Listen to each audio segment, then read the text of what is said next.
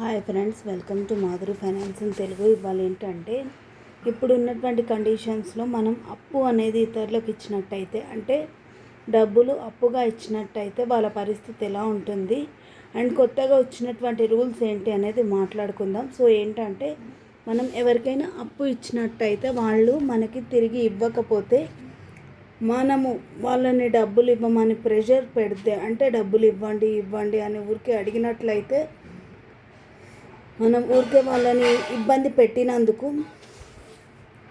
మనకి 5 years jail శిక్ష అయితే పడుతుందండి. అంటే మనము ఇతరులకు అప్పు ఇస్తాము, ఇచ్చినందుకు మా డబ్బులు మాకు ఇవ్వండి అని మనం అడిగినందుకు వీళ్ళు మమ్మల్ని ఇబ్బంది పెడుతున్నారు, ఊరికే డబ్బులు ఇవ్వమని చెప్పేసి అని వాళ్ళు పోలీస్ కంప్లైంట్ పెడితే మనకి అంటే డబ్బులు ఎవరైతే అప్పు ఇస్తారో వాళ్ళకి 5 years జైలు శిక్ష అయితే పడుతుందండి. ఇది కొత్త రూలు.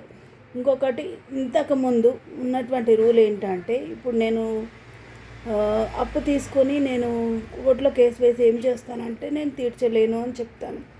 అలా చెప్పినప్పుడు కోర్టు ఏం చెప్తుంది అంటే, వీళ్ళు తీర్చలేని స్థితిలో ఉన్నారు, వీళ్ళని బలవంతం పెట్టొద్దు, వాళ్ళు తీర్చగలిగితేనే తీరుస్తారు, లేకుంటే లేదు అని చెప్పేసి కోర్టు చెప్తుంది. అంటే ఎవరైతే అప్పు తీసుకుంటారో వాళ్ళకే రూల్స్ అనేవి ఫేవర్గా ఉన్నాయండి. అందుకే దయచేసి ఇంట్రెస్ట్కి ఆశపడి ఎవరికి అప్పు ఇవ్వకండి.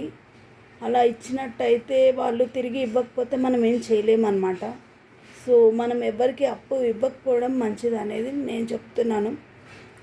మనం అంటే ఎవరైనా అవసరానికి డబ్బులు తీసుకుంటారు, కానీ వాళ్ళు తిరిగి ఇస్తారు అనేటువంటి నమ్మకాలు అయితే లేవన్నమాట. ఇప్పుడు న్యాయం ధర్మం అనేది అంతగా లేదు కాబట్టి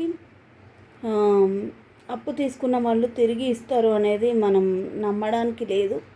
సో ఇంట్రెస్ట్ వస్తుంది కదా, మన వాళ్ళే కదా, పోనీలే పాపం, ఇలాంటి ఫీలింగ్స్ తోటి ఏదో ఒక రీజన్స్ తోటి మీరు ఇతరులకు అప్పు మాత్రం ఇవ్వకండి. ఇస్తే అవి తిరిగి వస్తాయనేటువంటి నమ్మకం లేదు. ఎందుకంటే వాళ్ళు తీసుకున్న వాళ్ళు కట్టరు, ప్లస్ రూల్స్ కూడా ఎవరైతే అప్పు తీసుకున్నారో వాళ్ళకే ఫేవర్గా ఉన్నాయండి. అందుకే ఎవరికి దయచేసి అప్పు ఇవ్వకండి. మీరు కష్టపడ్డటువంటి ఎర్నింగ్స్ని జాగ్రత్తగా మీరు యూటిలైజ్ చేసుకోండి. అంతే అండి. Thank you.